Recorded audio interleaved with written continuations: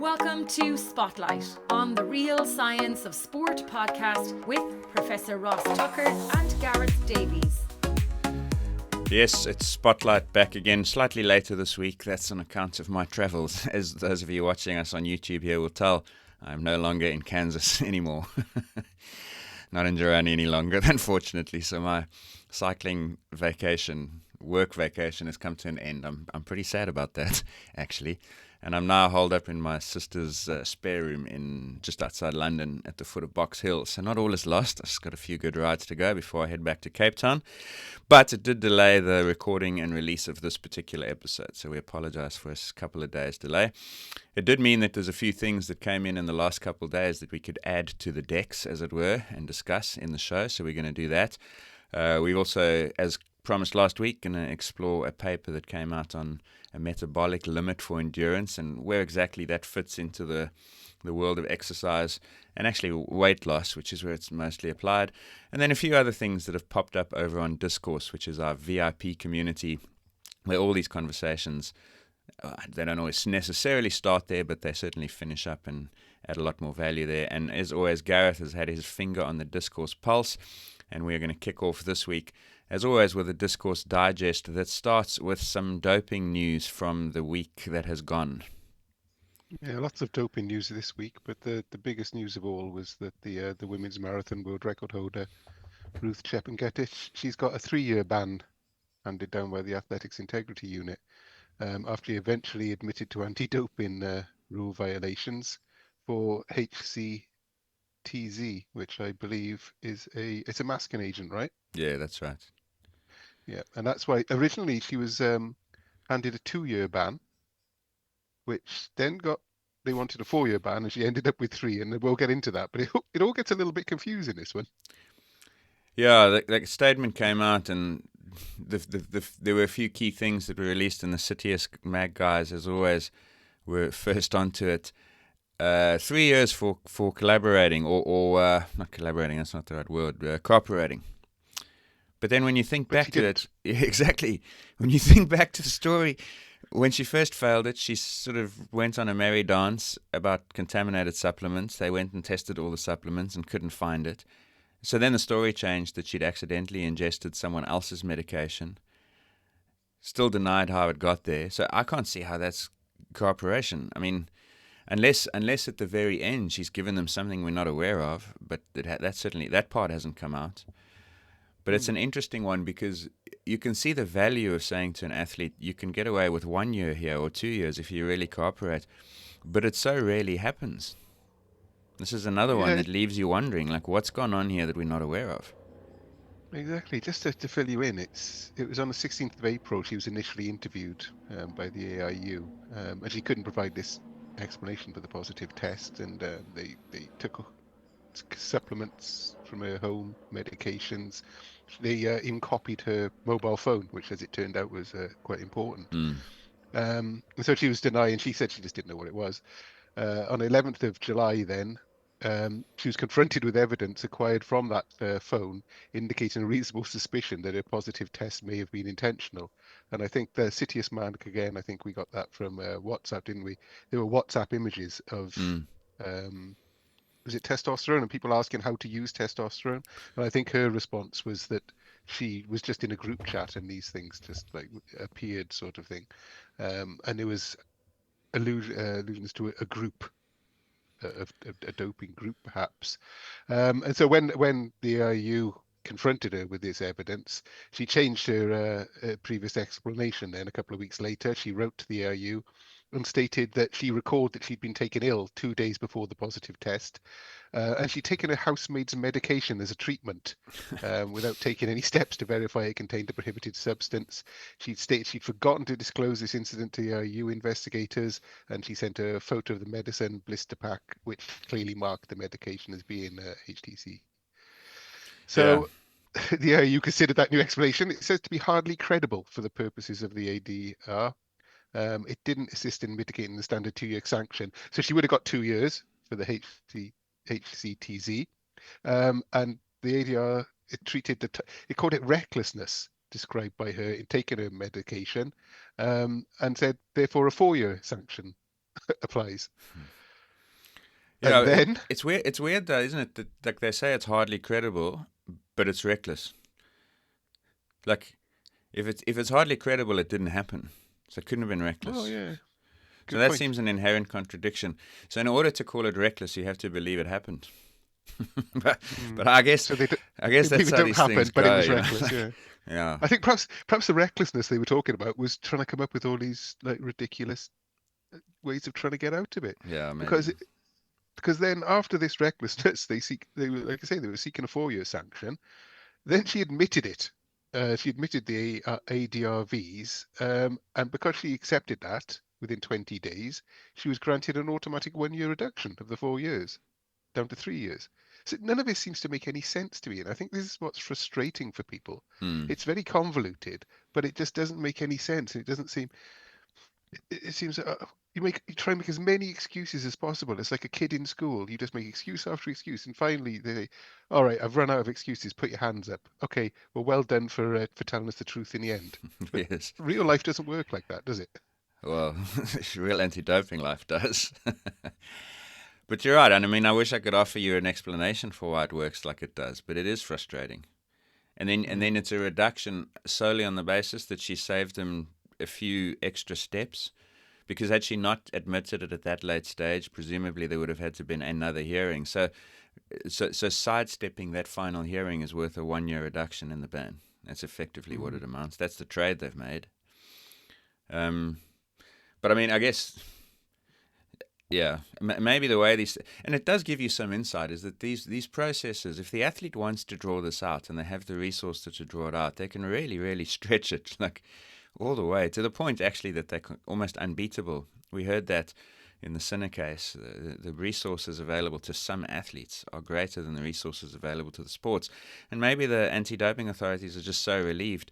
They're dealing with dozens of these cases at any moment, and the opportunity to close the book on one is so appealing to them that they say, actually, let's just take this. It's a 3-year ban. We started at 2, so actually for us it's a 1 year more than we'd initially thought. It may not be the 4, but 3 is better than 2, so let's go. So maybe it's deemed by both parties to be a win-win. Well, it's an absolute deluge of cases at the moment, especially coming from Kenya. Exactly. This week, I've literally given up trying to record them all. Yeah, I'm surprised you still when were. I was trying to record them, and for a while on Discourse, we had the doping roundup post. I've literally just not bothered to post them in there because there are so many, especially coming out of Kenya, as I say. It's just pointless. Yeah. So, and I know we don't like to use the word systematic, and it's not. And that was what came up as well as part of this.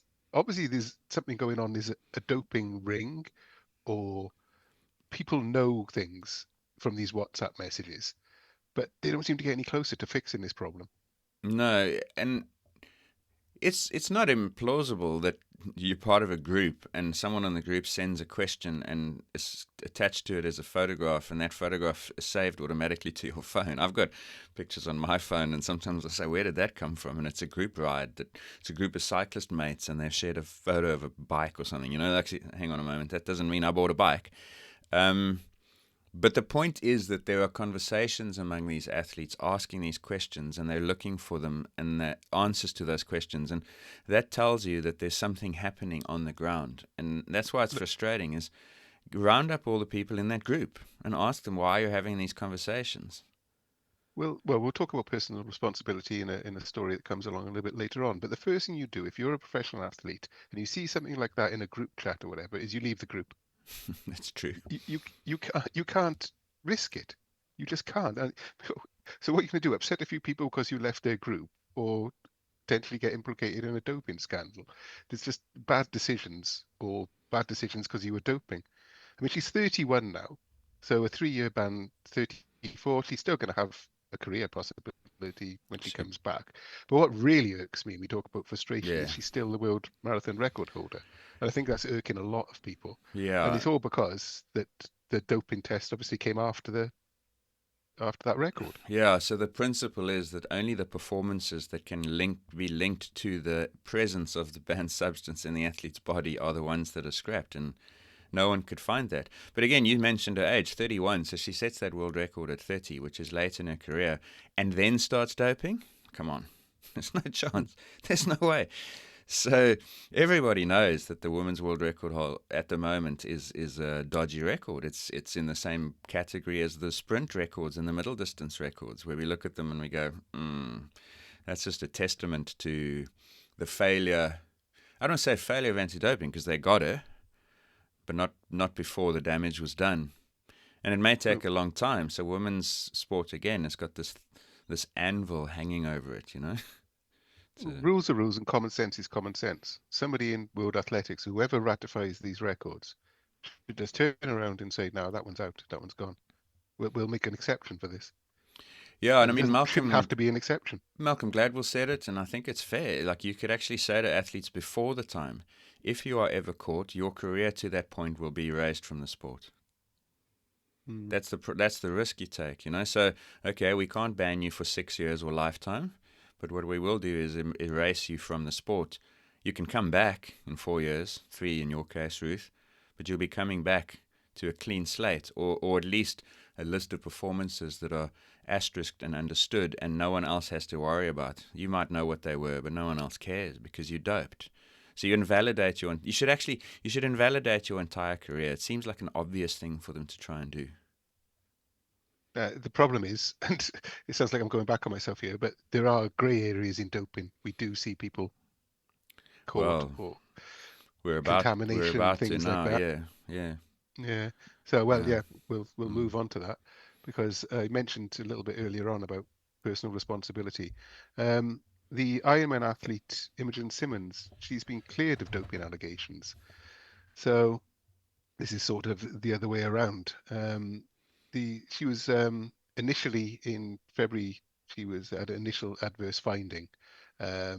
She was at a sample collected on December the 8th in 2024 in an out of competition control, and it discovered ligandrol, which is prohibited, and this sample was collected 6 days before her 4th place finish at the 2024 World Championships. And then, so in the background, all this has been going on, the usual. I presume it's claim, counterclaim, investigations, and everything that's going on. And now the ITA have stated that over the course of the results management proceedings, the athlete was able to establish that the presence of ligandrol in the sample was due to inadvertent contamination through intimate contact with her partner, who was taking supplements containing the prohibited substance without her knowledge. And this is the third or fourth time that an athlete has actually got their ban removed, or not a ban, provisional suspension removed, due to prohibited substance due to intimate contact with their partners. There was there's been a curler, a Canadian curler. Do you remember the French fencer? Yes, I remember there was a case. Yeah. Before the Paris Olympics, a rower. So obviously this is a pretty rock solid defense now, because if you get caught doping, is that my partner was taking something dodgy and I didn't know about it. Yes. And to be honest with you, that's probably the case in this case, by the sound of it. I think so. And what saved her is that she was tested, was it 6 days before the failed test as well? Yeah. And that test had no substance in it. And then the test substance was extremely low concentration. And so that's an important combination, because people say, oh, the concentration was so low, so it couldn't have been doping. It had to be contamination. Well, hang on a moment. It could have been doping weeks before, and you just happened to have caught it at the very end of its lifespan in the body, as it decays. Because a drug is in your body. You take a headache tablet, and it's there at high levels, and then those levels are going to drop and drop and drop, and eventually the body clears it. So if you caught it at the very back end, you can't eliminate that was taken deliberately for doping. But if you happen to have a test fairly close before that, and that test was negative, then your case is looking a lot stronger. And I think that's what gets her off here.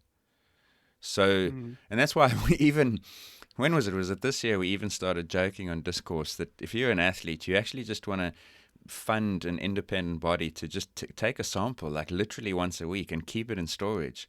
Because the risk is that you get tested at a 6-week interval, and then you've got no fallback. You can't say, but hang on, if only I'd been tested 5 days before, you'd have seen that I was clean. So athletes, athletes would actually welcome more frequent tests because it protects them against these kind of contamination things. Yeah, we did have that idea, didn't we? But we were Yeah. even looking into the feasibility of storing athletes' samples Yeah, it's like a from doping around the insurance world. process. Insurance Yeah. thing, yeah. I mean, it's what you need. I mean, I spoke about personal responsibility, and obviously her partner was taking Ligandrol as she found out later for his own training or for his own change his own appearance apparently. But you've got to think that if you're partner with an athlete, you've got to be thinking far more clearly about this, about thinking about what you're doing and what you might be doing to their career. And vice versa, she should be asking the question or telling him or her, do not use anything that could get me in trouble. It's it's Yeah. it's negligence. Could it be put that way? I think it should become thought of like that. You know, like a lot of things aren't negligence until something goes wrong, and then we realize actually, with the benefit of hindsight, and this is always like that, but the conversation should go something like, listen, uh, I'm an elite athlete, and there are two big threats to this career of mine. One is I get a really, really bad injury, and the other one is I fail a drugs test. The injury it could be an accident when I'm on the bike, and I'm going to take all the necessary precautions, and I'm going to look after myself as much as possible. But the doping thing, we're in control of here, and we cannot allow anything into this household or into our ecosystem environment that puts that at risk. Can we just make an agreement with one another that that's going to be the case? That's how the conversation should go. 100%. I mean, we don't want to police people's sex lives, but unfortunately, with the way anti-doping is, Mm. it's got to be like that. Yeah, exactly. Now that you know that it's possible as an elite athlete, you've got to put this Well, as a method of failing a drugs test. You've got to put it right up there along with buying something off the shelf of your pharmacy to improve recovery because that's what it said on the tin. So that's reckless. And it's a harsh standard, but you're an elite athlete. And as I say, you literally face like 2 or 3 existential risks in your career, and this is one of them. You have to manage it. and people might say, oh, well, it's not normal that you have to have these discussions with your partner, but it's not normal that you have to make yourself available for an hour every day, and people know exactly where you are on the Adams system and things like that. It's just these things you've got to accept as an athlete, I guess. Yeah, it's the price you pay. The one thing, do you have her statement when she was cleared? It's just Somewhere. I think it's clumsy wording, but it wasn't written. She said something along the lines, when I first failed the test or was notified of the test, there was a great deal of shock, and we then put a lot of effort into finding out the cause, and after significant investigation, we discovered that it was, have you got that? Yeah, I haven't got that exact one. I've got the one after that. Yeah, but basically, she was saying after a lot of investigations and effort, it was discovered that my partner has been using Ligandrol. But the And it thing, was, it was like, well, shouldn't you have worked that out in the like step one? I've exactly, been busted for this Ligandrol, and yeah. he'd be like going, ah, I shit. don't know how it works. I don't think it's a guy knocks on your door with a letter, like an affidavit or something. It's probably an email. It says, "Dear Miss Simmonds, we are notifying you below of a failure, blah, blah, blah. Your substance that was found in your urine sample was Ligandrol." The very first thing you'd go is, how did this get here? And said partner will have to go, I think we should have a conversation. That should have been within a minute, you'd know that. Indeed. So I don't know, Yeah, but that was just, maybe it's just bad wording. yeah, I think it probably was.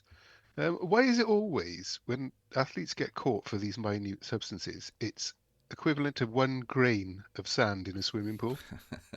It was used again. It's always 1 grain of sand in a swimming pool, as if, I don't know, it's like the only comparison people make. Well, because there's enough wiggle room around that. It's just meant to mean tiny and a big. Yeah. Yeah, come up with a new one. All right, let's hammer on with the doping. I'm in a doping sort of mood today. That sounds wrong, but you know what I mean. Yeah. Um, Doping in cycling. Started Nah, over here. that's not a thing. Mark Cavendish said it was clean, and like all the guys say, there's no problem. I heard that Cavendish actually said, didn't he say to Lance Armstrong of all people that cycling's now really clean? I think so, and No, I'm was sure it at the Armstrong? Tour de France press conference they also said it's different now. It's a new generation. So Anyway, this week the UCI announced that Spanish rider Oier Lazkano Lopez has been provisionally suspended in accordance with the UCI anti-doping rules due to unexplained abnormalities in his athlete biological passport in 2022, 2023, and 2024. The UCI will not comment further while the proceedings are ongoing. Bang. Yeah. It's a pretty short statement, but there's a few things you can glean from this, and the first thing that leaps out to me is 2022, 2023, and 2024. So this has been going on for 3 years. Yeah, and that's what most people, I saw some social media reactions saying, like, what on earth is happening? It takes 3 years to get a guy. He's been abnormal for 3 years.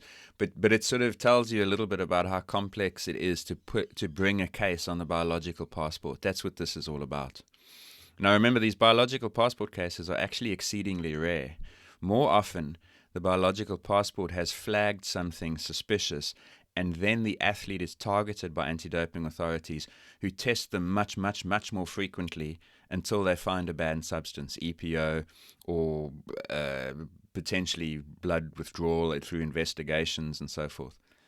But in this instance, it seems that they've accumulated enough biological passport data over time to actually bring a case on the basis of the passport. So that's slightly unusual already. But just so people understand this, and maybe it's worth taking a step back, the biological passport isn't looking for banned substances. It's looking for the effect of banned substances on the blood.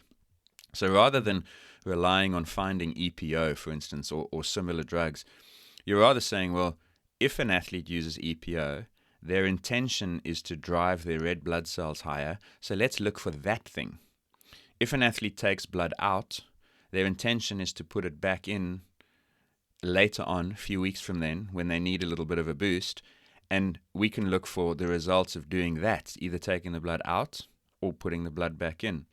So that these blood parameters like hemoglobin, hematocrit, that's a concentration of red blood cells by volume, and then a thing called a reticulocyte, which is an immature red blood cell. Think of it as a teenage red blood cell, hasn't quite reached maturity. And those levels are changing pretty much all the time, like when you train, when you go to altitude, when you come down from altitude, when you're dehydrated, when you rehydrate. But they change within what are considered to be acceptable physiological limits. You know, you don't see extreme variation from one day, from 1 week to the next. And what the biological passport is looking for is an extreme variation that can be explained logically by unphysiological manipulation of the blood. Does that overview of how it works make sense? Yeah, it makes sense, yeah. So there's a few statistical problems and physiological challenges that the biological passport has to overcome. The first one is to define, well, what's normal? If my hemoglobin goes from X to Y, normal. X to Z, abnormal. So you've got to draw those boundary lines and say, well, at what point does it become unusual? Given that elite athletes are going to altitude, they are training hard, they are dehydrating, rehydrating, there are medical conditions that can affect the blood. So there's all these different things that confound it. So you have to set your boundaries, the upper and lower boundary, wider than you would ideally want, because the risk of catching something by mistake can't be too high. So you're trying to minimize false positives. The trouble is that also reduces the likelihood of getting a true positive, because, and especially clever dopers, they can just manipulate two variables and stay within those boundaries, no problem. Are these boundaries set for per athlete, or are they generalized? They start off as a generalized, but the moment an athlete sample arrives, the model starts learning from the athlete's historical values. And so it's called an adaptive model. It moves and evolves with the athlete over time. If you dope gently over time, microdose, then you're gently raising your levels, and so Yes. the bands will gently raise. Yes, exactly. And that's one of the. It was interesting. There was a case. I lose track of time so often. It's crazy. British cyclist who went to CAS, and as part of his defense, he wanted to get the back end. He wanted to look inside the model because he wanted to prepare his defense, and they refused. And one of the things that came out in that CAS decision was that if we let you see how the sausage is made, as it were, then you can reverse engineer you it. can make your own sausage in a way that's no longer so.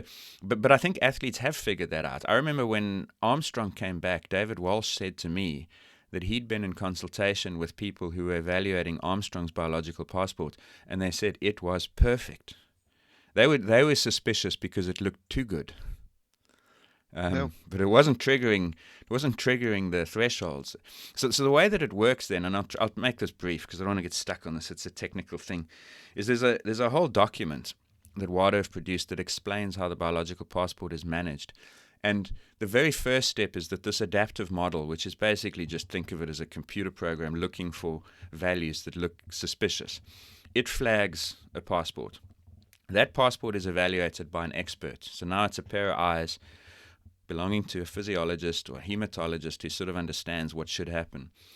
If that expert thinks that this passport looks suspicious, they deem it to be likely doping or suspicious or normal or medical condition. And then nothing happens. You just continue as normal. But if it's deemed to be likely doping, they bring 2 more experts on board. Now you've got 3 sets of eyes looking at it. If those 3 sets of eyes all agree that it's likely doping, then they initiate the next step, which is to request what's called an athlete documentation package, where they ask the unit that manages the passport, without knowing who the athlete is, to send this athlete a competition schedule, where they were training, where the samples were collected, any medical conditions that person might have. So they're trying to build the context now, because they've said that this sample, this passport over time looks like it could be doping. Let's try and understand the context. And if they still believe at that point that it looks like likely doping, then they inform the athlete. Now the athlete has the opportunity to write a response to explain, I had an ulcer, I was at altitude and I fell sick, I had a COVID. We've heard all range of these explanations. And if the athlete's explanation is deemed to be satisfactory, the case ends. If not, they issue the finding. And so the fact that we've had this statement by the UCI overnight is indicative that this whole process has been run. And that's why it's taken 2 years. Because there are so many hurdles to clear. Because one expert has to say likely doping. Then you need 3 out of 3 to agree that it's likely doping. Then they need the supporting contextual evidence that they still need to agree on. And it's almost like they're traveling on a highway, and at every step there's an off-ramp, and we can leave it to stop the case, because they don't want to open a case that they can't win. Sounds like a very expensive and convoluted system. It's very intensive, because you think of the number of athletes throughout the world. It's quite incredible. Yeah, exactly. And so there are all these, like they call them APMUs, athlete passport management units, and all these experts that work with them, and they see these samples. And like the first step is the adaptive model identifies which passports maybe need a little bit more scrutiny. But it's got so many little fail-safes because, and it's really interesting. I remember going to a World Anti-Doping Conference in Rome, and some of these experts were talking about the challenge of bringing a case. And they have to create a plausible physiological story that fits the timelines. They know where the athlete was in Tenerife for an altitude camp, then sea level for a series of races in the classics, then back to an altitude camp in the Sierra Nevada, I don't know, then back. And they have to be able to create a story that is more plausible than the story the athlete creates.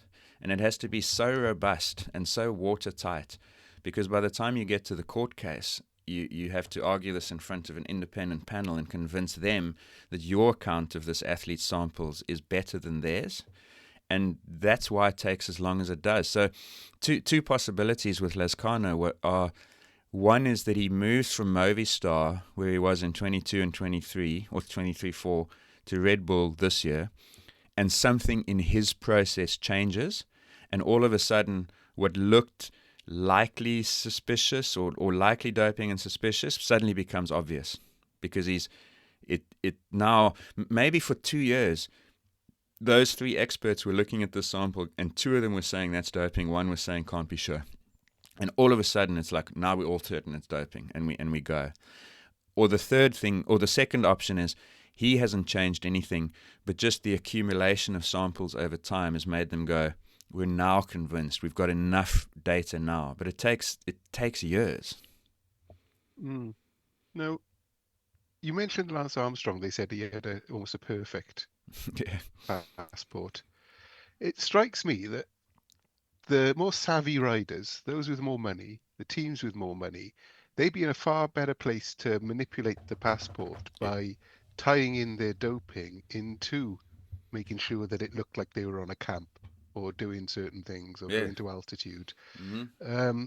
Because at the moment, and it might just be me, it seems to be any doping in cycling always seems to be low-level riders. I'll give you another example because this week, Brazil's Costa, Vincinius Rangel Costa, he's been suspended due to failures to report his whereabouts for anti-doping controls.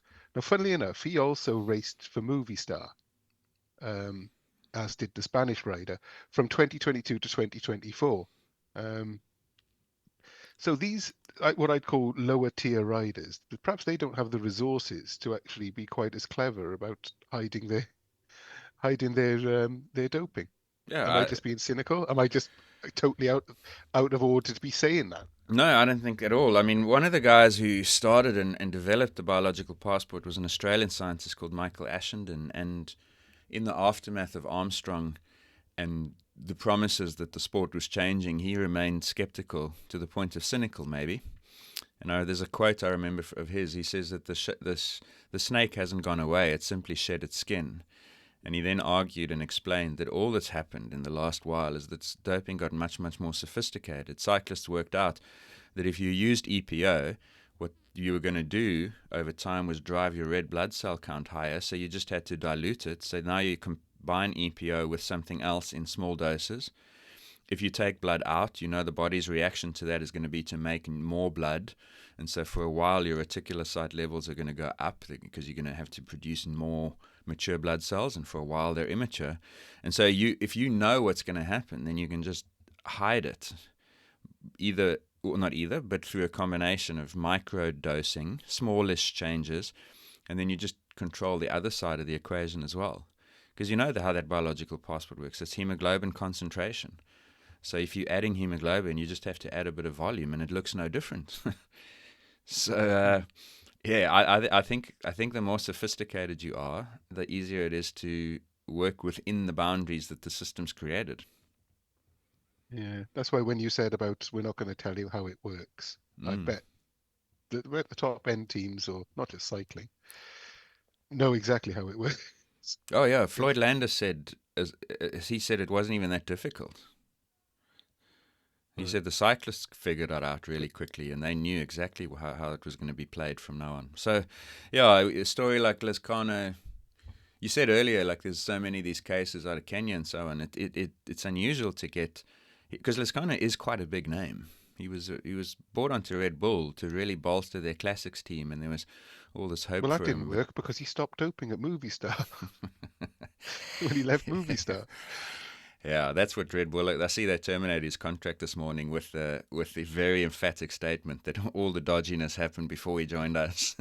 Well, exactly. Well, they're bound to say that, aren't they?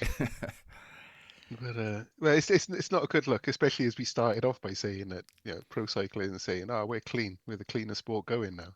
Clean, Yeah, I'm so not here. annoyed and fed up with all these questions about doping. It's not a thing anymore. Well, okay, maybe maybe look Uh, inside. okay, so I think that's our doping roundup then. Because to be honest, if we actually went through all the cases that popped up this week, we'd be here literally all day, and it just gets tedious. All Yeah. you can say is that anti-doping is in a bit of a state. But having just had that conversation, you've got to appreciate just how much money, time, and effort it takes to actually administer all this stuff. Actually, I just finished an article, a little piece on my Caught My Eye newsletter about the anti-doping in Paris Games. I literally posted it just before we came on air, so we won't have had a chance to read it.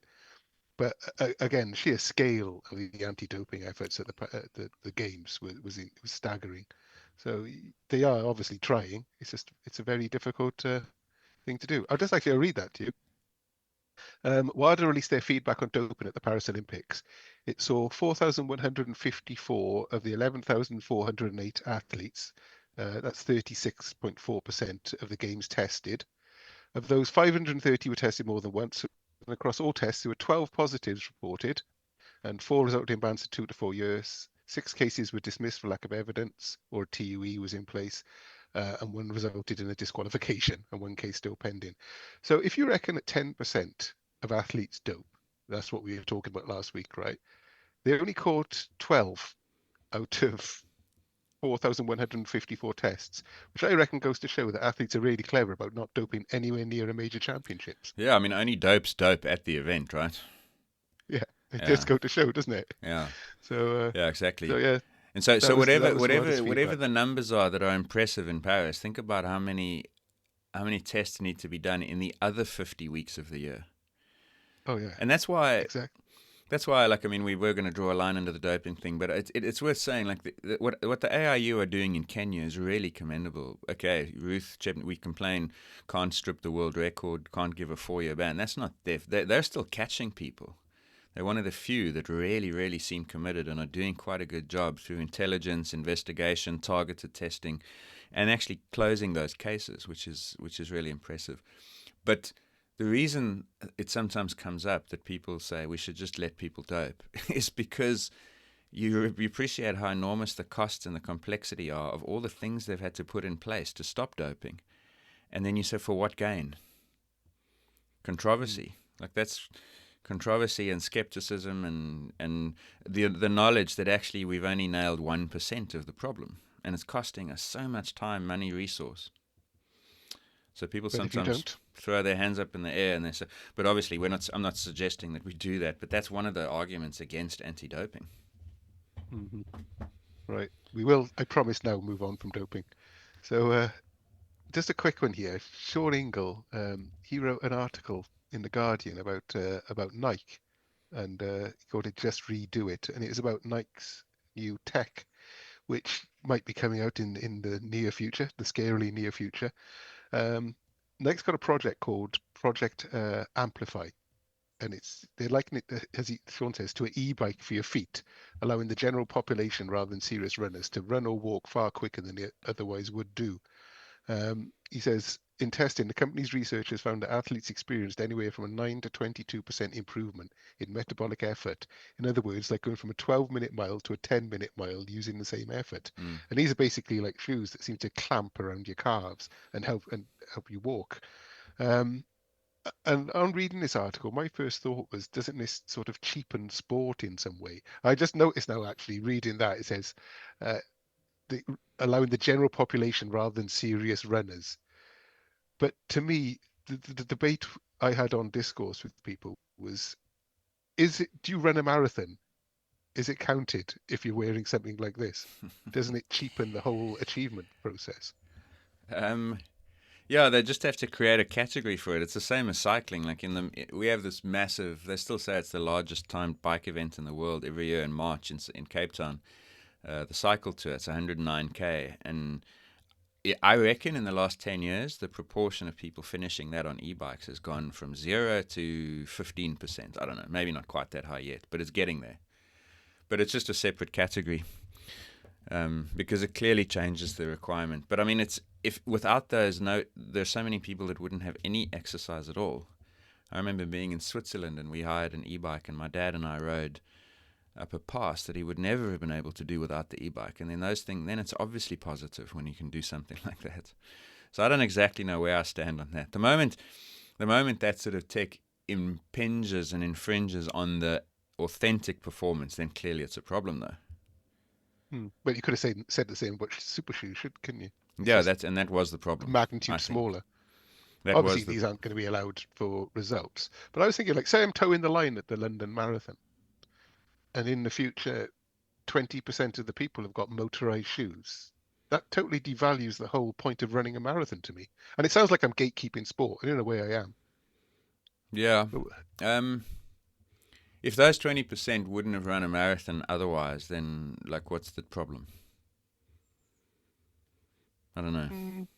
because they've just taken up 20% of the slots for running the London That's true. It's Marathon, not which people really want to get into. yeah, there's a And they zero have to sum. train hard for. And the whole point of yeah. running a marathon is the actual process. It's not just crossing the line, is it? Yeah, It's so in it's that situation, a London Marathon where the entries are so competitive. But if it's a marathon where there's no limit on that, then, I mean, I see no problem with it as well. But they'll just have to be really clear that it's a category. the motorized category. Yeah. I I saw Sean actually yesterday. We caught up here in London. I went through into the city and had a few meetings, and one of them was him. And I'd hoped to record a couple things, but we found ourselves sitting on a sidewalk in Kensington, and police sirens and ambulance sirens and noise and so on killed any chance of that happening. But we were talking a little bit about this, and he told me what it felt like, because he's had an injury and hasn't run for some time reasonably, and he said it felt unbelievable, these shoes. And it's really interesting because the mechanism seems to be through the calf and Achilles, not the actual ground. So I was pretty intrigued with the way he explained it to me yesterday as to how it might work. And how many will they sell? I don't know. But he said to me they were very adamant that this is not a shoe that's targeted at runners. This is a shoe to get people who are not running. Well, it's targeted at runners then. Well, future runners. It's targeted at potential runners, just to get you started. Yeah. Yeah, it's a gateway drug for running. I mean, I'm cynical about Nike anyway, but because the other thing that was in this article, I think, were shoes with little sensors in the feet to help you focus or something. Yeah, there's a lot of gimmicks and flying about at the moment. Very gimmicky. But I mean, I was contacted this week by a radio station in South Africa because an article had come out. It was actually a performance from a few months ago, but a South African guy broke 6 hours for 100 Ks in what was an Adidas staged event. And that was the one where Adidas used, remember they used like a 50 millimeter midsole thickness. It was a ridiculous shoe. Remember the legal limit I think is at 42 or 40. 40, I think. And so they went 20%, 25% higher than that, and they contrived to race kind of like the sub 2. Now, okay, 5 years too late, and in an event no one cares about. So well done, Addy. But they wanted to know like how spectacular this performance was and what it meant. And I actually turned down the interview because I said it doesn't mean anything. It's just like, and that's what you were saying is if you run a marathon, and okay, you've run 100K in 5 hours and 50 something minutes, like great, but you've done it with so many contrivances that it's actually like I'm not interested. Well, it's like breaking two. Yeah, exactly. Except in a obscure thing 5 years late, but. Yeah, so I 100% get your point with all these gimmicks and gadgets, but it's, yeah. Hey, Breaking 2 was Nike, wasn't it? And Yeah, oh yeah. Chepngetich Breaking 4. Yeah. She's Nike, isn't she? Yeah, of course. Why didn't they just give her some of these shoes? Because they tried to bend the rules any other way. Yeah, I wouldn't be surprised if she was in some sort of, no, she wouldn't, it would have been too obvious. You couldn't hide that. No, not really. Why is she wearing tracksuit bottoms? Bulging tracksuit bottoms. Yeah. Anyway, we're going totally off topic here. So I'm going to regather us because we're going to head on to centre stage. The Very paper good. I promised that we're going to talk about last week. There's a recently published paper which you've probably seen in the news if you follow endurance sports. It's called Ultra Endurance Athletes and the Metabolic Ceiling. And as I say, the paper was heavily picked up in the sports science media. And I'll read you two of the headlines. Scientists have found a metabolic ceiling that limits humans' endurance, and ultra endurance athletes can't outburn biology's metabolic limit. So what is the metabolic limit anyway? We better start off with that. And apparently it's bang on 5 times your basal metabolic rate, which is the BMR. And I'm sure we'll get into that. So the BMR, the basic metabolic rate, that's the energy the body spends at rest just to keep you alive. And I think we've all heard of this, haven't we? Because every time you try and lose weight, or they talk about losing weight, is you have to sort of look at your BMR, your basic rate, and then see how much you're burning above that and how much calorific intake you're taking above that. And the difference is how much weight you're going to lose. That's right, yeah? Yeah, pretty much. And that's actually the big puzzle into which this study fits as a piece.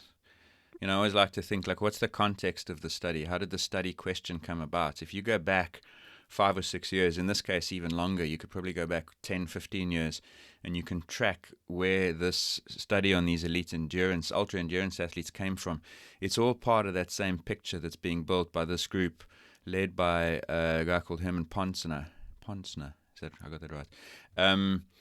And they'd done this work in various populations, older populations, younger populations, subsistence populations in Tanzania compared to sedentary folk in the West, Japan. There's a cohort in South Africa where they're basically measuring energy expenditure, as in how much energy does it cost us to stay alive.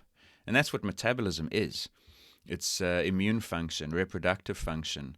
Even when you're asleep, your brain is consuming energy. So there's a cost to pretty much every cellular process that our bodies execute on a daily basis.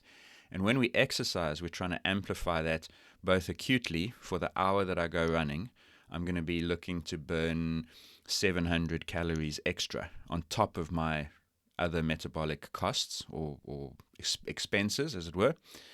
And chronically, so people will say you got to get into the gym and lift weights because your basal metabolic rate will go up as a consequence of having greater lean mass, because lean mass drives metabolic rate, etc.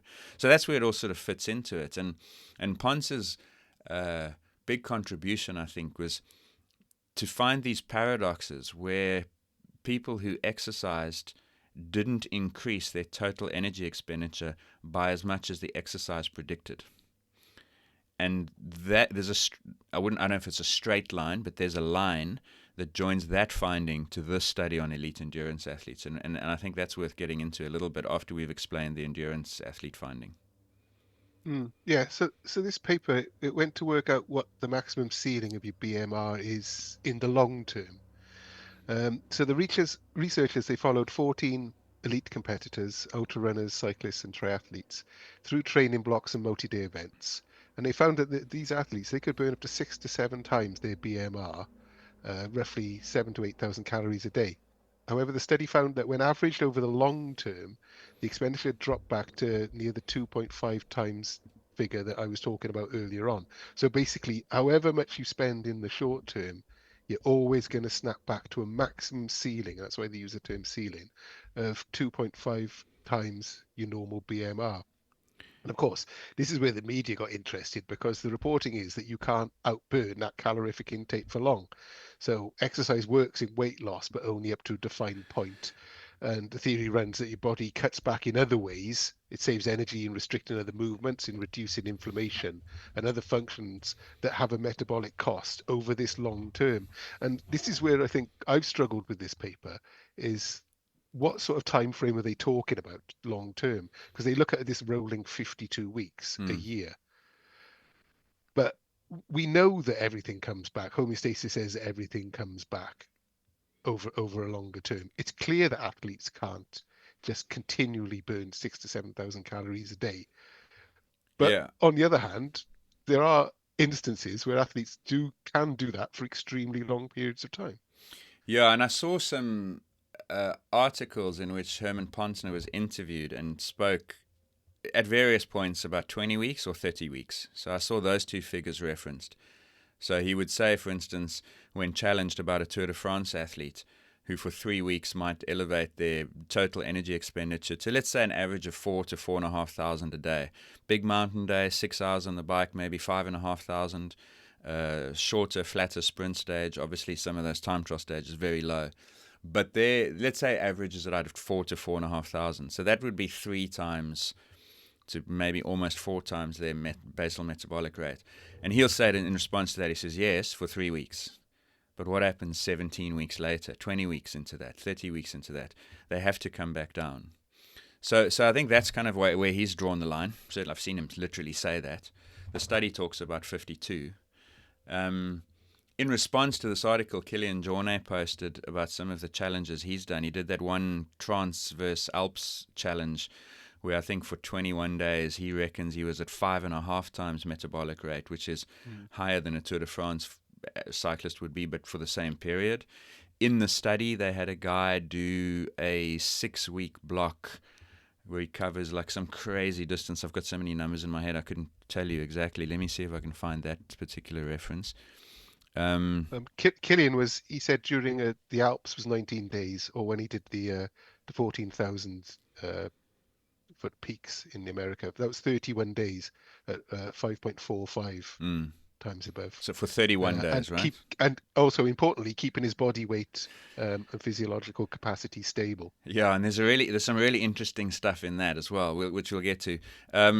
So in the study, for instance, they've got a guy who does 2,000 miles of running over 6 weeks. So that works out to 330 miles a day. What's that? That's almost 500 Ks a day. And so that would allow that person over 6 weeks to get their what's called metabolic scope. That's the total energy expenditure divided by basal metabolic rate to about 4 times his basal metabolic rate. So clearly it's possible for humans, like other animals also, you think about migrations, to vastly elevate their metabolic rate. But what Ponson's arguing is that is constrained in duration. We can't keep doing that. And we all sort of come back down, even in elite endurance athletes, to a ceiling of 2.5. Now, that doesn't seem implausible to me, like that you can't do more than that, because the cost, there's going to be a limit to how much energy you can replace, and at some point the budgets no longer make sense, right? Mm-hmm. Because your body requires there to be some kind of energy balance. 2.5, when I'm thinking about it now, is that still quite high, isn't it? Because say your BMR is, 2,000 calories. Yeah, probably a little bit less, because that's at rest. But yeah, that would be that's basal metabolic rate. So it's a little bit lower than what you'd spend in a day, because you're still... What's that, 5,000 calories? Joules. Oh. Joules. What do you mean 2.5 is 5,000? Yeah, 2.5 would be 5,000. That's a lot. Yeah, so that's a lot. Yeah, no, is Ponce saying that you could stay at 5,000 calories forever as long as you burn it off? But there's so many other things that'll trip you up, What's the weakest link in that chain? It's going to be the skeleton or an injury or something. Yeah, but I was thinking that 2.5 doesn't sound that high, but it is actually really high. Yeah, just remember, it's not, because your normal total daily for a resting sedentary person might be 2,000, but the base metabolic rate is lower than that. Because there's still, and this is where it's interesting. Like there's a non-exercise activity cost, for instance, fidgeting, and I was looking into it. Like people who fidget a lot, they reckon 300 to 500 calories a day more than people who don't fidget a lot. So you said that to me. I can't believe that's true. That's what's been documented. Like, so that's actually measured data. Inflammation as a consequence of illness. There's studies on, now cancer is obviously an extreme form of a metabolic condition, but it causes 500 calorie increase in your daily energy expenditures, for instance. And one of the theories here is that when you and this is really the nub of the issue, I think, where this study fits in the bigger picture, and you've alluded to it, is the weight loss question, is the classic thinking, and I'll call it, I'm loath to do that because this is like, it sounds like I'm setting up a bro science argument. Traditional thinking was, the classic thinking was that you had your basal metabolic rate, and there were a few other things. There was a thermic effect of feeding. When you ate food, your metabolic rate went up. There was normal daily activities around the house, just basic movements. But exercise would be added to those. And so if you did 100 calories worth of exercise, your total energy expenditure would go up by 100 calories. If you did 500 because you ran for an hour, your total energy expenditure would go up by 500. If you did a marathon, it would go up by 3,000 on that particular day, because that's just the cost of energy. And it was called the additive model. And what Ponce's data showed in various forms was that doesn't seem to happen in reality. And instead, what seems to happen is that the addition of calorie expenses through exercise are compensated for by reductions elsewhere in the budget, as it were. And so that's where, and we know this is true, right? This is inarguably the case, because we've spoken about red S in athletes before, where if you are exercising at a really high volume and level, but your energy intake is much lower than that, the body slowly starts to shut down non-essential things like reproductive function in women. Immune function is compromised. So we dial back on areas that are not essential at that moment for survival because we have a budget crisis. It's kind of like physiological austerity measures are put in place. And Herman Ponce's work was basically suggesting that exercise would thus be ineffective for weight loss as a consequence of this constraint on metabolism. Now, it's interesting here because I think Ponce is probably quite an interesting guy. I'd be curious to really pin him down. But here's a headline from Men's Health, that very credible scientific journal. Stop fidgeting. But the headline, this was a 2023 article, and it was based on work that Herman Ponce had done, and it interviews him, and it's called "Why Training for Weight Loss is a Waste of Time." Headline. Now, it's interesting because it's easy to say, oh, that's the media talking. But then they interview Ponce, and I want to just read to you what he says. I'll put this in the show notes. So they ask him, your book challenges most people's understanding. What's been the feedback? And he says a lot of folks were positive, thought it was a really new take. People felt I make the case pretty strongly with evidence. That's the case for constraint and why exercise doesn't add to your total energy expenditure. There have been two areas of pushback. One is people whose careers depend in one way or another on exercise being a great tool for weight loss. And the other is the keto and carnivore bros who don't want to hear that we didn't evolve to eat 100% meat. That's a really flippant dismissal of a lot of people in this area who have actually achieved success in weight loss through exercise, I thought. And he subsequently has gone on to write scientific papers in which he says, and I quote, exercise is a poor form of weight loss or ineffective. So the Men's Health piece that it headlines itself, exercises for weight loss is a waste of time, is not that different to what Ponce himself has sometimes said, which is interesting. Does he really believe that based on his own work? Or is he falling a little bit into a trap of amplifying the message? I don't know. I've got to ask, why is he having a pop at carnivores in particular? Well, because part of what he's done is based on like the diet, and he's talking about eating a diet that is balanced and high in carbohydrates and so forth. And so they reject his work for that reason. It's a sort of separate argument.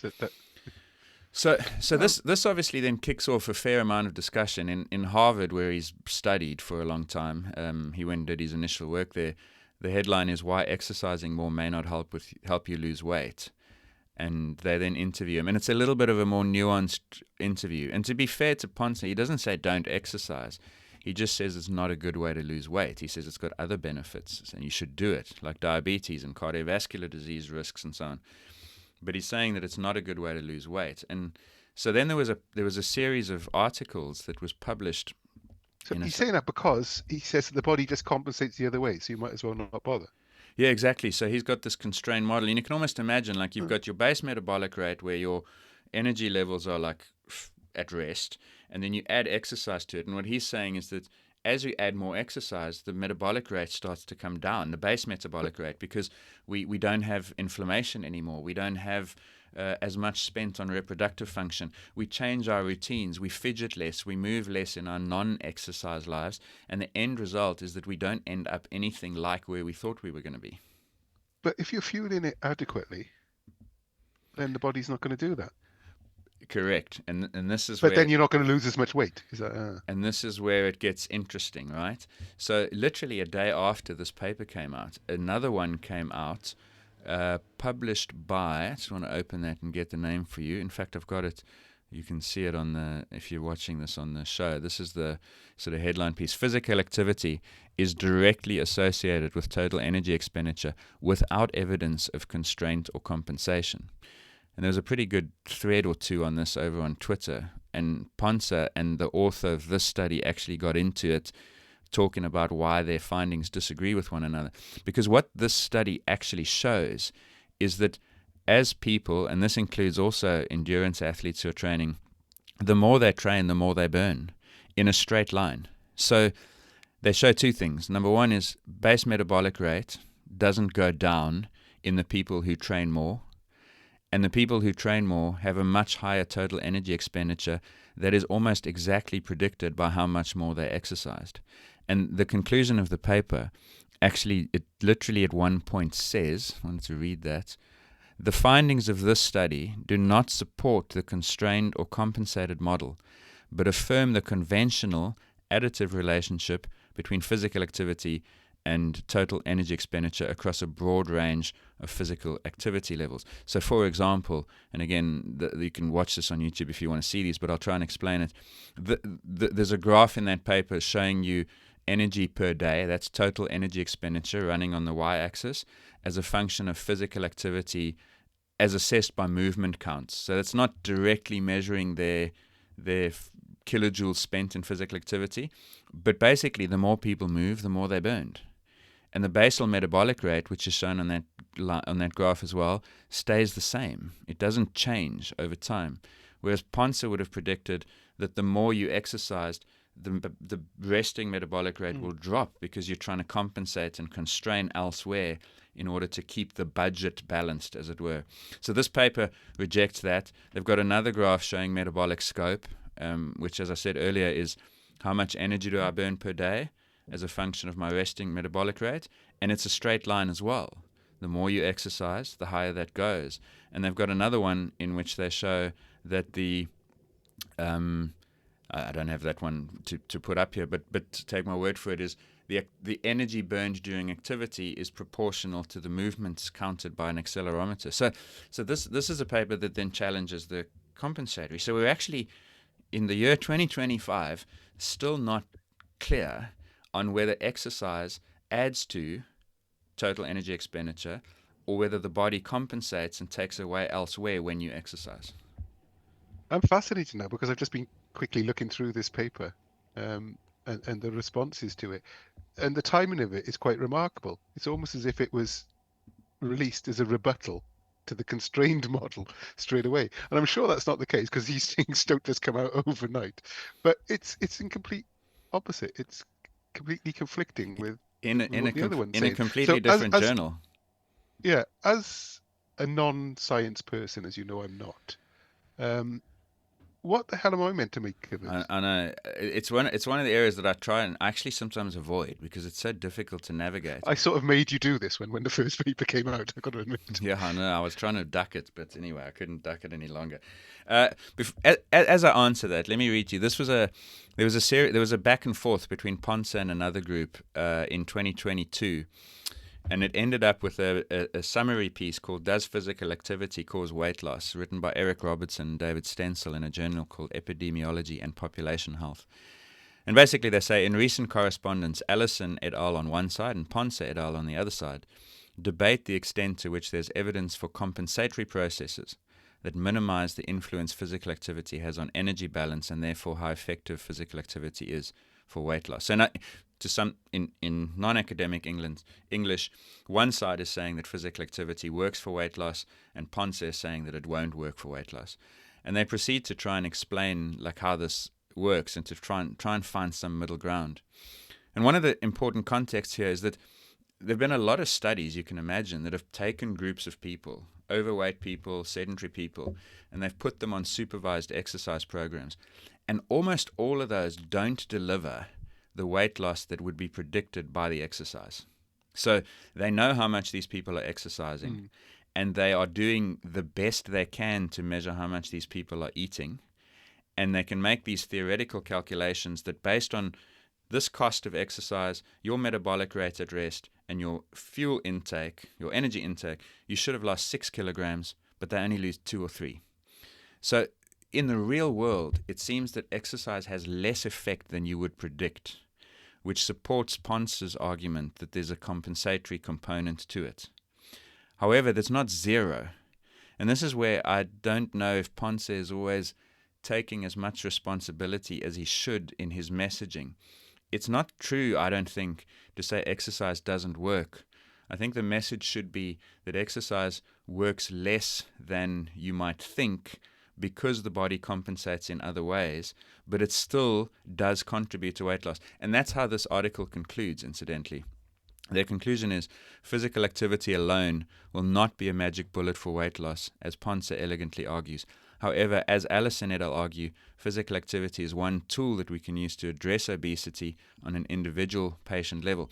And if you look at any of these studies, whether it's the one that Ponce and his group published on the ultra runners, whether it's the one that came out by Kristen Howard, not in response, but as you say, it looks like it's in response, where they show no compensation but only additive, you will see significant outliers. Like you will see, and I'll put that up, like you're looking at a scatter plot, and some people who do 1,200 units of movement a day are burning 18 megajoules, and some people are burning 9.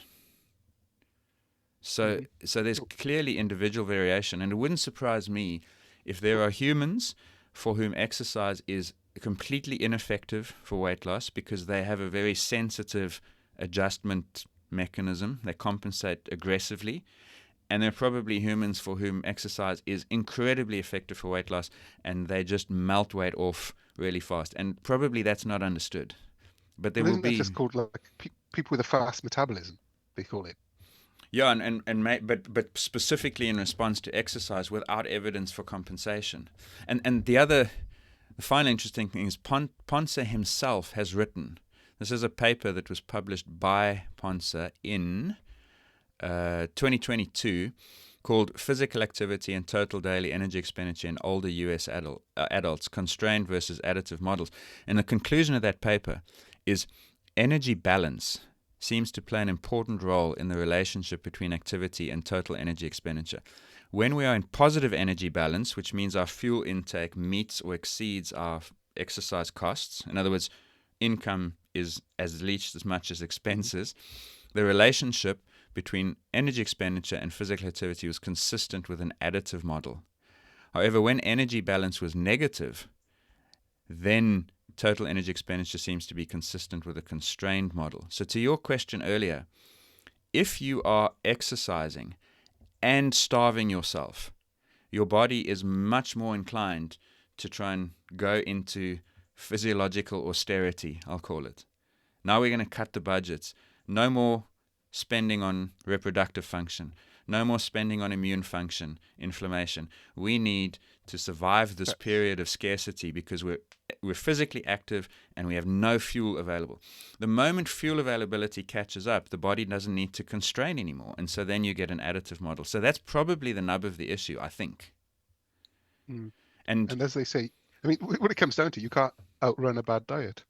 well, that's the saying that's been sort of spawned and amplified by Ponce's work in both directions.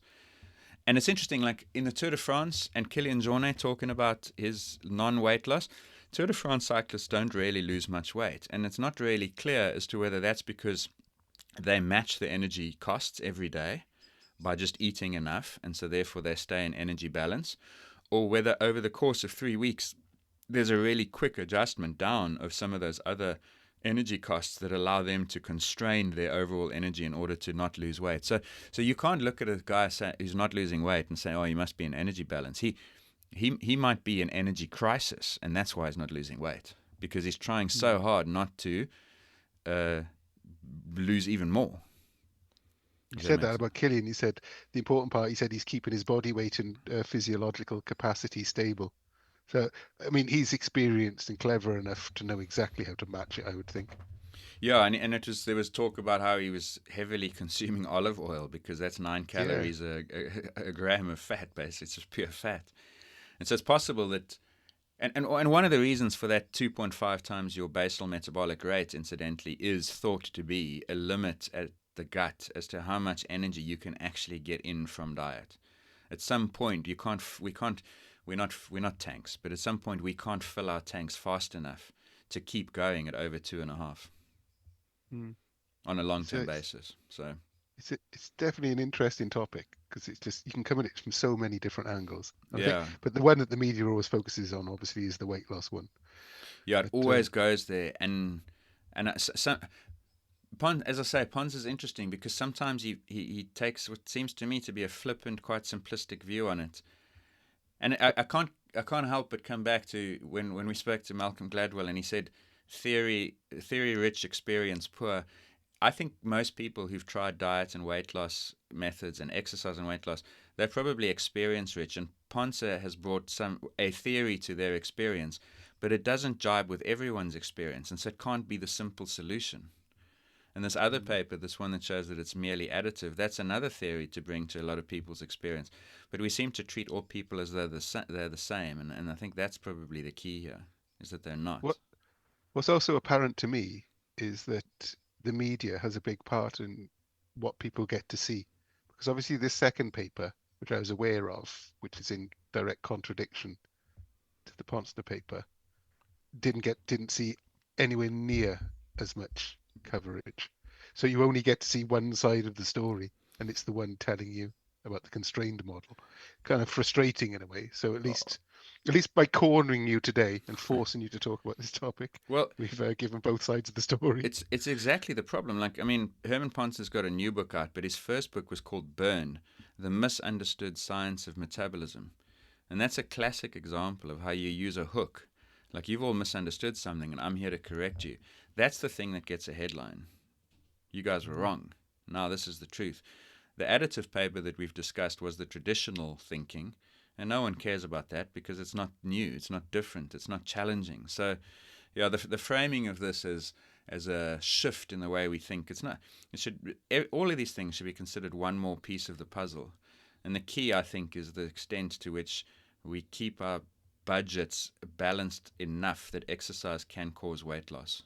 If we create a metabolic crisis, a budgetary crisis for our metabolism, then I think we go constrained model really fast. And so it's an argument against a crash diet, if anything. That's one thing for sure. And it's an argument for sensible long-term planning and good diet in exercise. Then it will work, I think. Mm-hmm. Yeah. Thank you very much for that one. Like I say, had to corner you, but eventually pinned you down. Right. We'll move on to our listener lens, and this one came from Leon, and he was asking some advice on heat and cross training for running. He says he's on a bit of an off season at the moment, and he's building up the base ready for the next year's season running. He's planning on using some more indoor cycling to build aerobic fitness. So he's not much of a cyclist, he says. So the recoveries from efforts that are high enough to raise the heart rate is longer than ideal. So his legs aren't really work as well as his heart wants to. And he's planning on using heat to increase the cardiac stress while decreasing the power needed. Is this reasonable, or am I missing something important? My events are not really in the heat and are far enough away that the heat training aspect isn't the goal. Only maximizing the time in heart rate zones with a power that doesn't take the pop out of my legs for the few sessions a week I'm running. Yeah. So does this there's work? a lot of moving parts there. It's actually quite an interesting one. It is. So basically saying, can I add heat stress which means I don't have to hurt my legs so much? Yes, but the thing is, like, do you need that? You can do it. There's a lot of things you can do, but should you? And do you need to? Is the question here, maybe. And there have been some responses, as always, from other discourse listeners, which I don't disagree with. You got some quite good advice there. We'll try and add a little bit to it. First of all, heat stress is really interesting. Bill Gifford is a pretty good writer, has done some work on Outside, and he's coming out with a book soon called Heat, or something related to heat. I forget the exact title.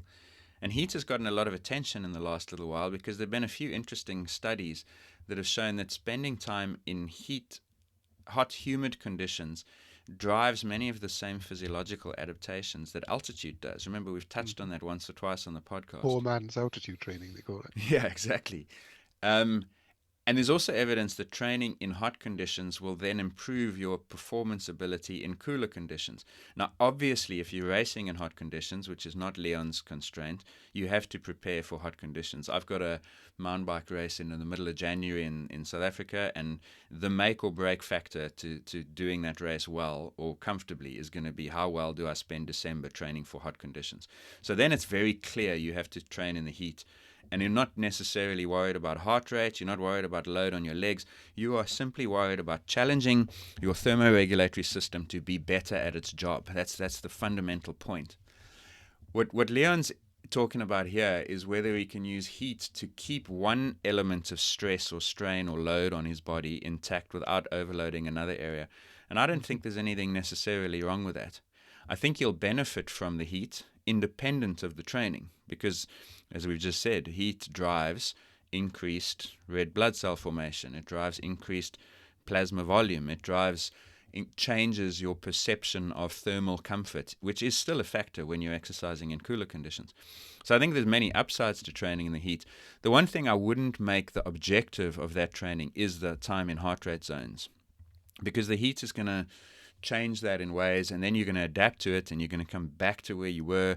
I think that's probably the wrong target to assess your training success against, if that makes sense.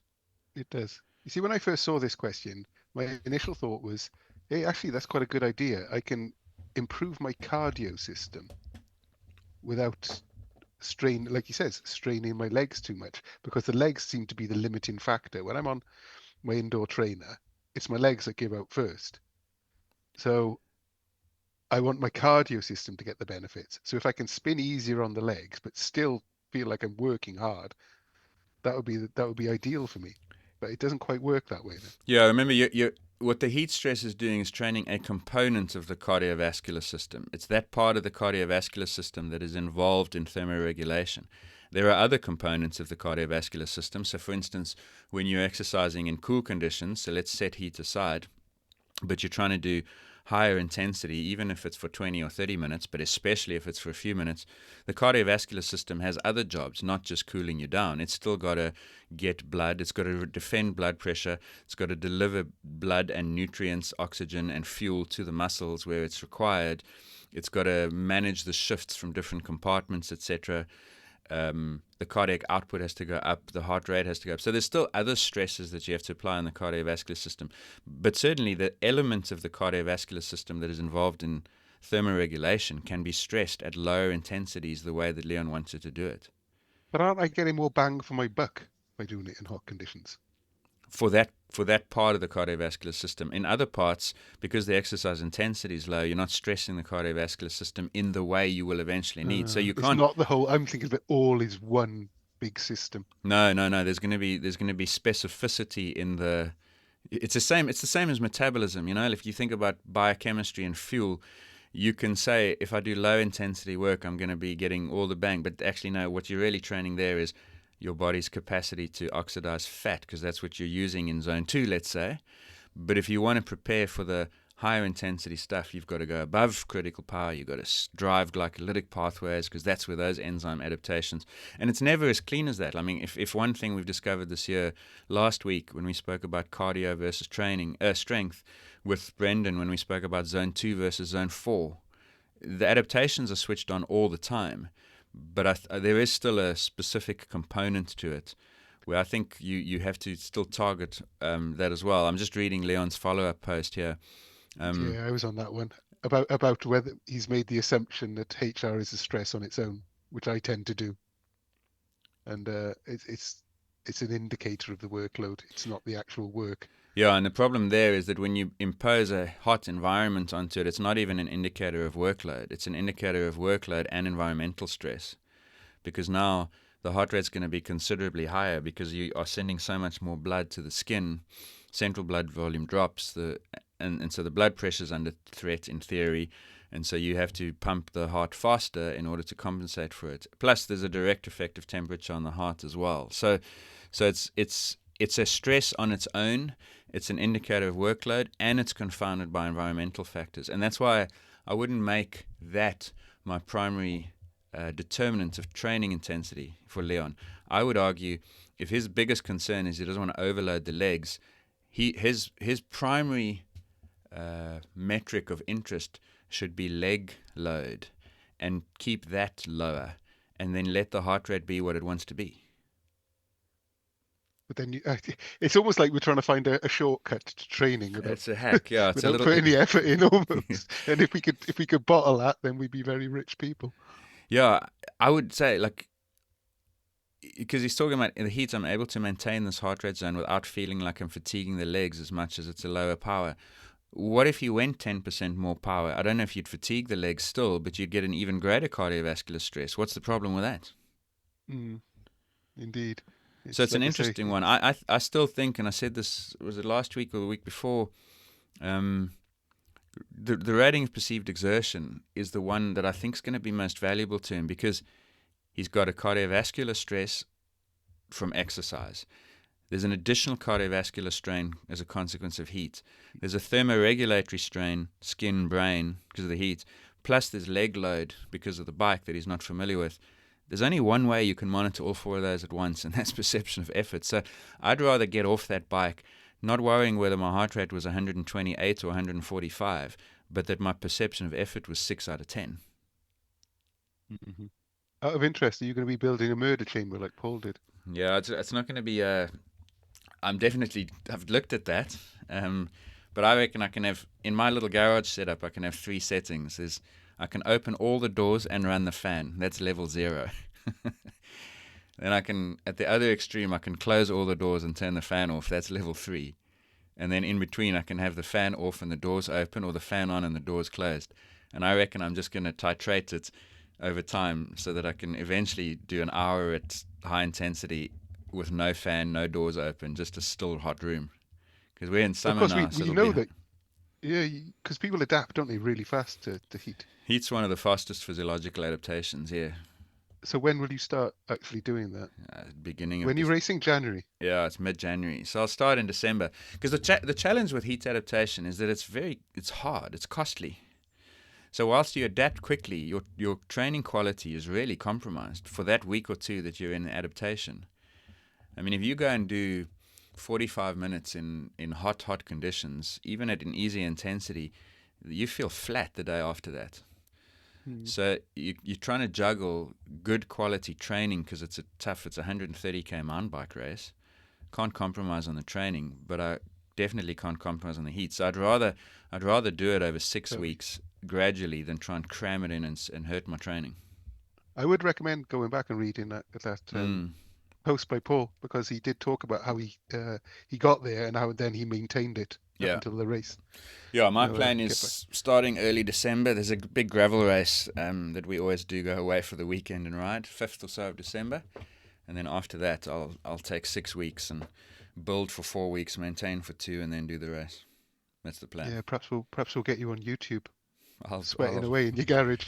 Yeah, I'll document some things. I'm definitely going to try and document some. I think you should. Some data. I think you definitely should. I'm not going to go as far as ingestible temperatures and that sort of stuff, but I'll track performance relative to heart rate and RPE, or basic stuff anyway. Yeah, something to look forward to. For some people, not yeah. for you. Yeah.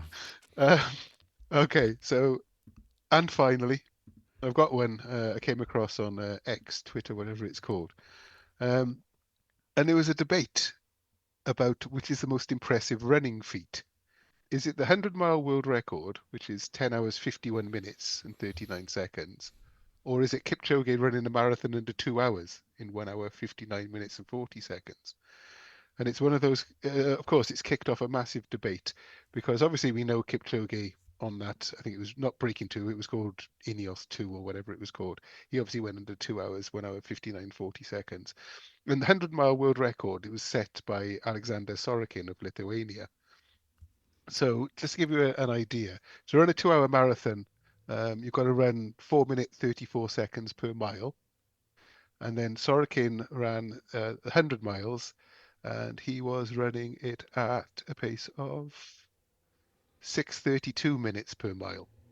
So 4 times as long, just under 4 times as long. Which do you think is more impressive? The marathon by what by miles? But I don't necessarily agree with you, because you've got to go nearly 4 times as long, only 2 miles an hour slower. 2 minutes 2 miles a a minute slower.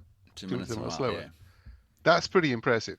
It's impressive. It's extremely impressive. If it wasn't, lots of people would have done it. But my acid test for this is, could more humans do the 10-hour, what's it, 10:50? 10? What did you say the time was?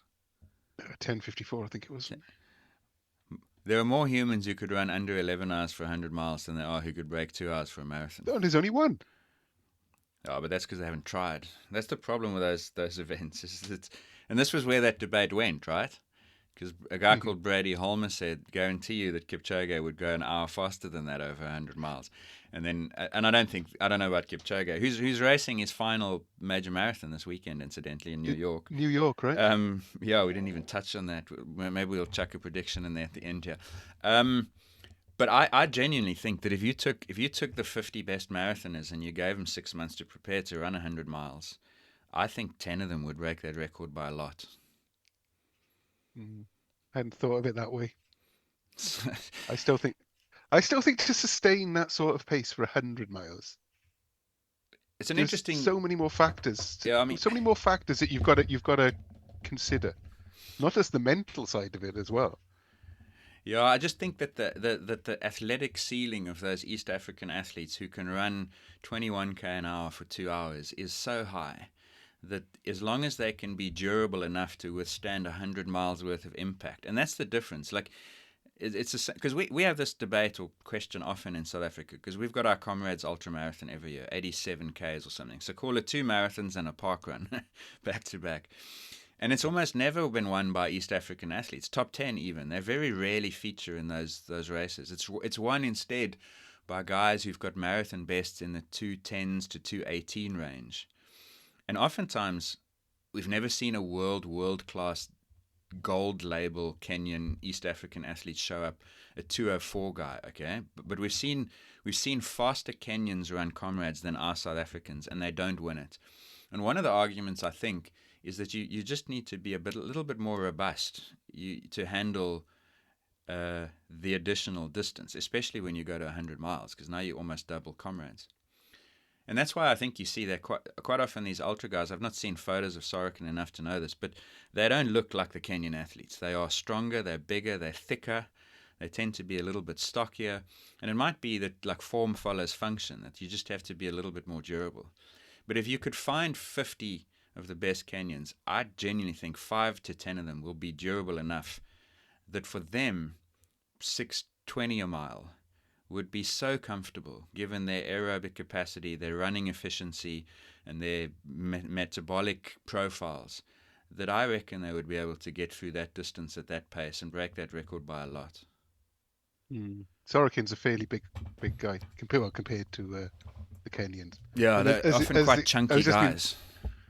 I've just been reading the thread as well. It's a good point that within a year, probably a lot of those marathoners could break 11 hours, but there's no way Sorokin's going to come anywhere close to 2 hours.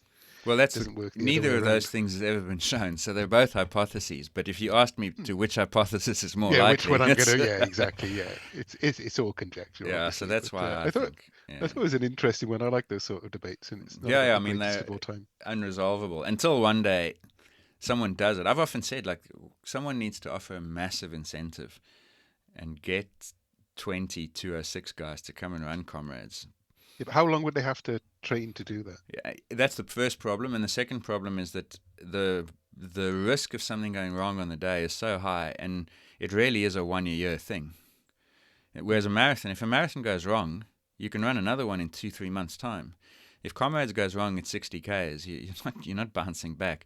So the investment is so enormous. So the risk reward balance isn't right for them to do it. That's why I don't think they've done it. Mm-hmm.